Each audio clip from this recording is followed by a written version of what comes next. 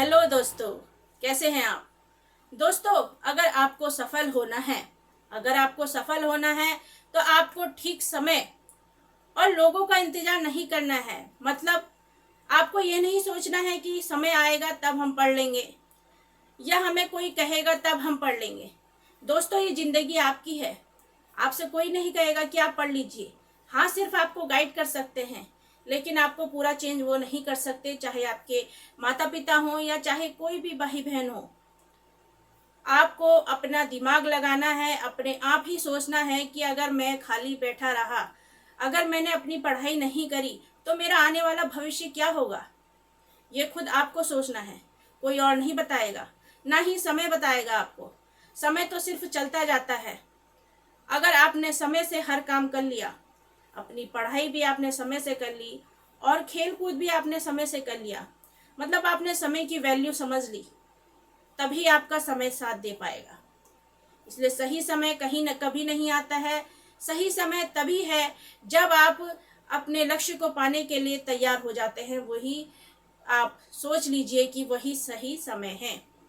और दोस्तों, आप देखते हैं कि जब कोई व्यक्ति सफल हो जाता है तो दुनिया भी उसकी वाहवाही करती है, उसकी तारीफ करती है। और जो असफल रहता है उसे कोई नहीं पूछता है। ये एक कड़वा सत्य है। तो दोस्तों, अब आप समझ लीजिए कि आपने कैसा इंसान बनना है। सफल बनना है कि असफल बनना है। अपनी लाइफ को अच्छा बनाना है या लाइफ को आपने खराब बनाना है, ये सब आपके ऊपर है। और दूसरा व्यक्ति सिर्फ आपको गाइड कर सकता है, आपको सिर्फ समझा सकता है। अगर आपने समझ लिया तो आप सिकंदर हो जाएंगे। बाकी आप जानते हैं फिर क्या हो सकता है। तो दोस्तों, मेरा नाम है आशा और आप पढ़ रहे हैं मेरे साथ जीके की पाठशाला। आपका स्वागत है मेरी जीके की पाठशाला की क्लास में। और मैं आपको पढ़ा रही हूँ जनरल स्टडीज से related subject history, complete history पढ़ा रही हूँ अभी मैं। और उसमें मैं अभी मध्यकालीन इतिहास का आपको अध्ययन करवा रही हूँ। और मध्यकालीन इतिहास में भी मैं आपको क्या पढ़ा रही हूँ, दिल्ली सल्तनत के शासकों के बारे में पढ़ा रही हूँ।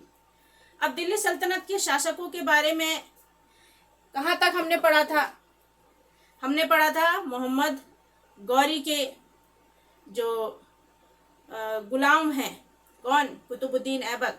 अच्छा, ये बताइए कि मोहम्मद गौरी के कौन कौन से गुलाम थे, कितने गुलाम थे, ये बताइए। तो दोस्तों, मोहम्मद गौरी के जो गुलाम थे वो थे कुतुबुद्दीन ऐबक, फिर थे यलदौज, कुबाचा और बख्तियार खिलजी। ये 4 गुलाम इनके थे। और जो दिल्ली सल्तनत के 5 वंश हैं, गुल, खिला, तुग से लोदी, मतलब गुलाम वंश, खिलजी वंश, तुगलक वंश, सैयद वंश और लोदी वंश। इन वंशों के बारे में हम अध्ययन कर रहे हैं। और अभी हम सबसे पहले क्या पढ़ रहे थे, कुतुबुद्दीन ऐबक के बारे में, गुलाम वंश के बारे में हम पढ़ रहे थे। उन्होंने जो वास्तुकला का निर्माण करवाया था उसके बारे में हम पढ़ रहे थे। उन्होंने कुतुबुल इस्लाम मस्जिद बनवाई, 2.5 दिन का झोपड़ा बनवाया, कुतुब मीनार बनवाई।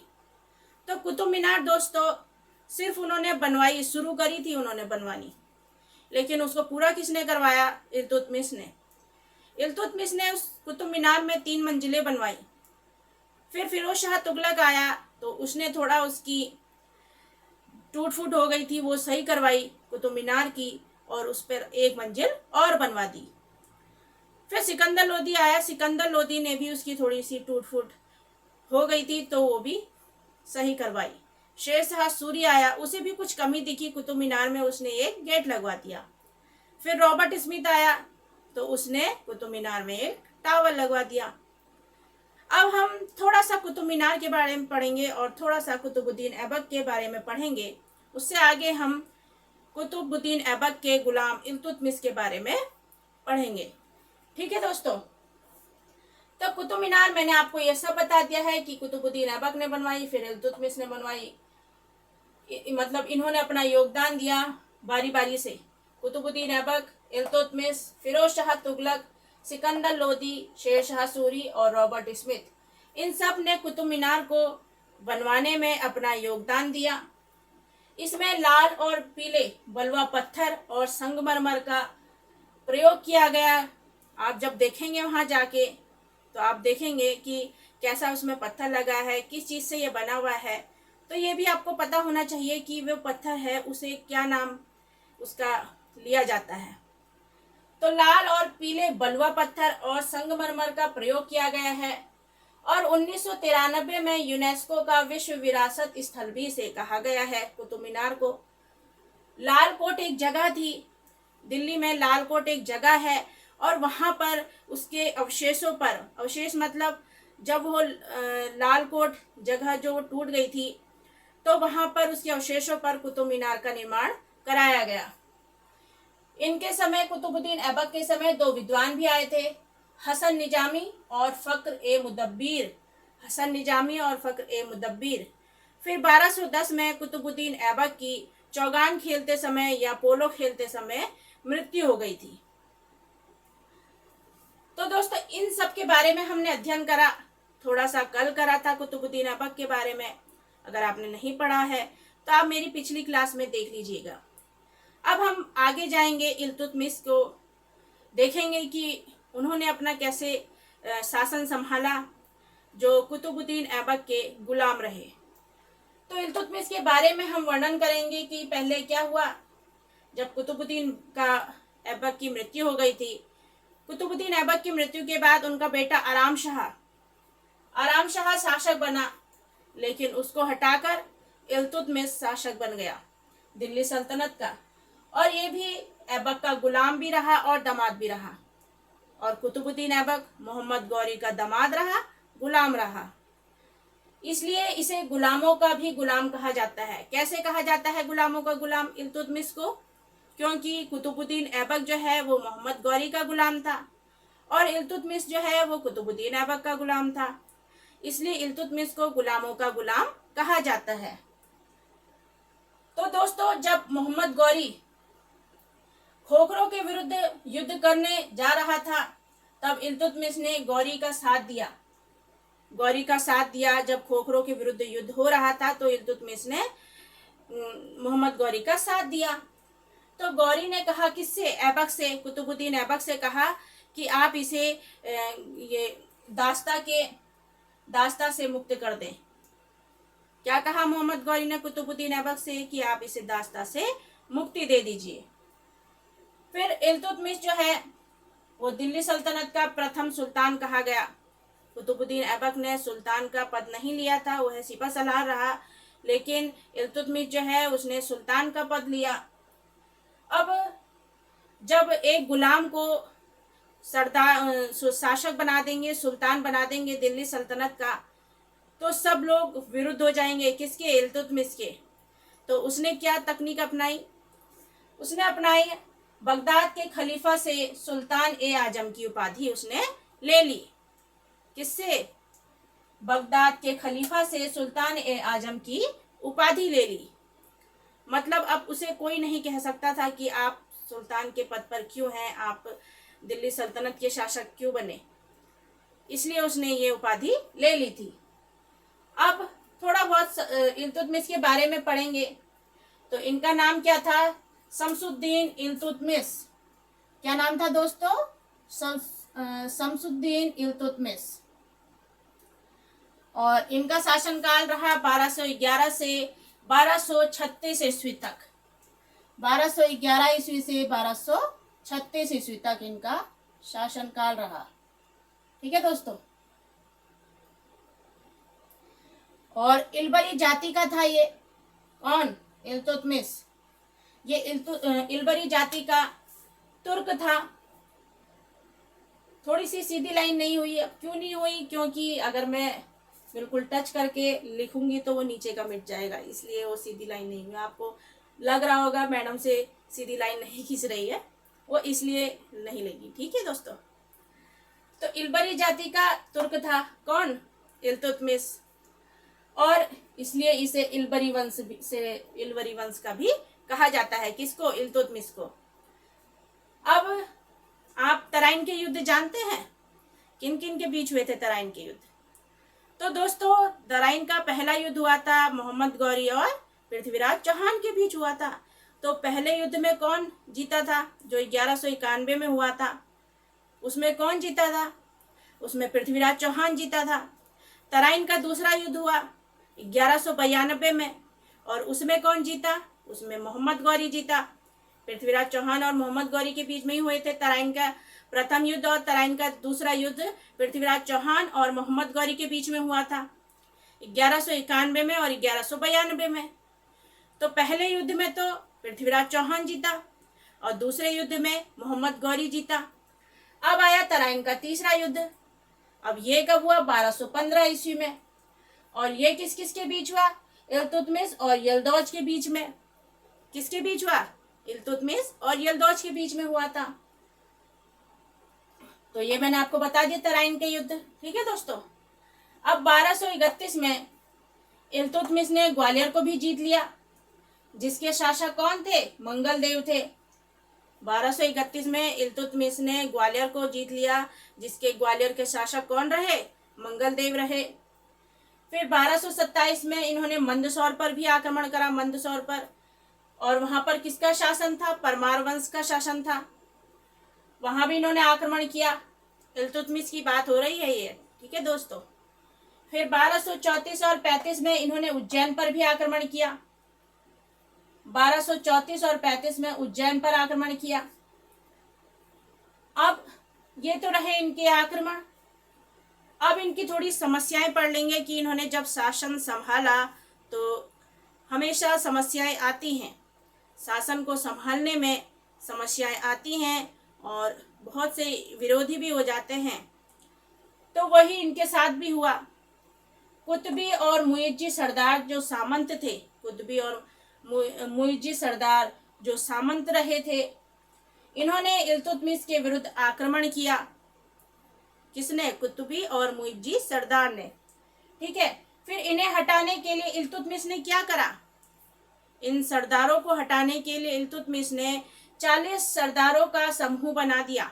इल्तुतमिश ने 40 सरदारों का एक समूह बना दिया, जिसे क्या कहा गया? तुर्कान ए चहलगानी। क्या कहा गया दोस्तों? तुर्कान ए चहलगानी। तो तुर्कान ए चहलगानी को शुरू करने का श्रेय किसे जाता है? इल्तुतमिश को। क्यों जाता है?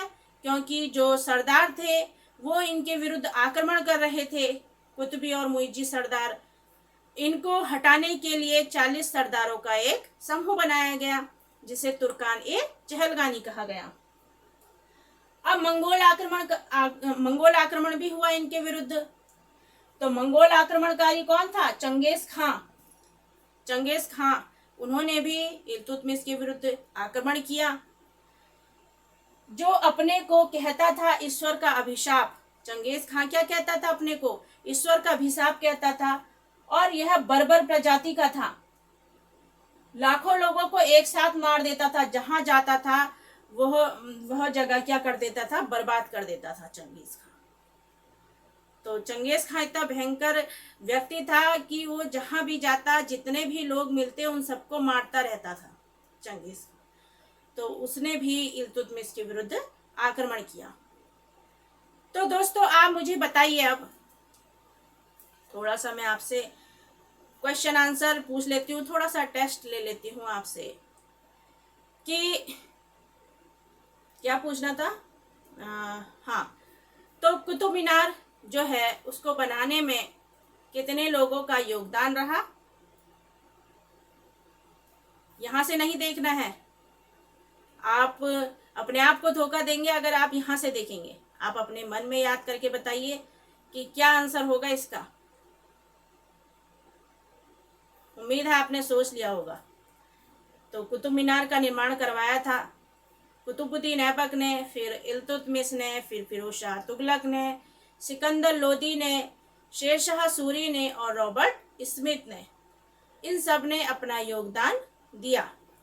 अब जो है कुतुबुद्दीन ऐबक, वो किसका गुलाम रहा? बताइए किसका गुलाम रहा? वो मोहम्मद गौरी का गुलाम रहा। ठीक है। अब जो कुतुबुद्दीन ऐबक था उन्होंने मस्जिदों का निर्माण करवाया था। उसमें थी कुव्वतुल इस्लाम मस्जिद। कहाँ है ये कुव्वतुल इस्लाम मस्जिद? ये है दिल्ली में। और कुतुब मीनार भी दिल्ली में है और अढ़ाई दिन का झोपड़ा अजमेर में है। ठीक है दोस्तों, अब आपसे पूछती हूँ मैं कि हाँ, कि तुर्कान ए चहलगानी क्या है? यहाँ से नहीं देखना है, अपने मन में सोचिए, अपने दिमाग में सोचिए, और अगर आपने मेरी क्लास देखी होगी अच्छे से तो आप बहुत अच्छे से बता देंगे। तो दोस्तों, तुर्कान ए चहलगानी है 40 सरदारों का समूह। और यह क्यों बनाया गया था? क्योंकि जो कुतुबी और मुइज्जी जैसे सरदार थे वो उन्हें किन्हें इल्तुतमिश को परेशान करते थे। तो कुछ क्वेश्चन भी आपको करवा दिए मैंने, और आपको इतने सारे टॉपिक भी मैंने आपको पढ़ा दिए हैं। एक बार फिर से रिवाइज करके सुनिएगा, आपको अच्छे से याद हो जाएगा। इम्पोर्टेंट है, और हर एक व्यक्ति का आपको नेचर पता होना चाहिए। अगर आपको उसका नेचर पता चल गया तो कितने बिना पढ़े क्वेश्चन भी आ जाते हैं, वो आप बहुत अच्छे से उन्हें कर लेंगे, बिल्कुल ठीक कर लेंगे, क्योंकि हमें किसी व्यक्ति का नेचर जानना भी बहुत ज़रूरी है। ठीक है दोस्तों, अब आपसे जैसे चंगेज़ खां के बारे में पूछ लेंगे। अब चंगेज़ खां के बारे में आपके पास ऑप्शन आ जाएंगे, ये बहुत दयालु था, यह बहुत दान करता था, यह बर्बर प्रजाति का था, यह बहुत जितने मतलब बहुत सारे लोगों को मार देता था जहाँ जाता था। तो आपको पता चल गया ना कि अगर चंगेज़ खां के बारे में आंसर आ गया तो आप उसे बोलेंगे कि ये दयालु था? आप उसे बोलेंगे कि ये लाखों का दान करता था? नहीं बोलेंगे ना। क्यों? क्योंकि आपको उसका नेचर पता है। क्योंकि ये जहाँ जाता था वहाँ के लोगों को मार देता था, वहाँ बिल्कुल आप ध्वस्त कर देता था, वहाँ गांव को ध्वस्त कर देता था चंगेज़ खां। तो आपको नेचर पता है उसका, तो आप कितने 2-3 ऑप्शन को तो ऐसे हटा लेंगे, तो आप सही ऑप्शन में पहुंच जाएंगे। तो यही तरीका है कि किसी व्यक्ति का अगर आपको नेचर पता चल गया तो आप बहुत अच्छे से क्वेश्चन को कर लेंगे। तो दोस्तों, अपनी क्लास को मैं यहीं समाप्त करती हूँ, और मेरी क्लास कैसी लगी ज़रूर बताइएगा। तब तक के लिए अपना ध्यान रखें, स्वस्थ रहें, खुश रहें, और मिलते हैं अपनी अगली क्लास में। Thank you.